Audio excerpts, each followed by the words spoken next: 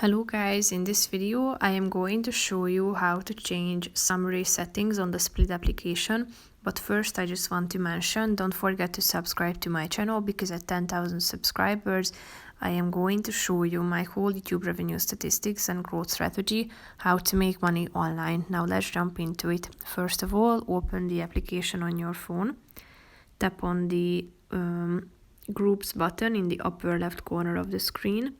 Click on settings in the middle and tap on summaries.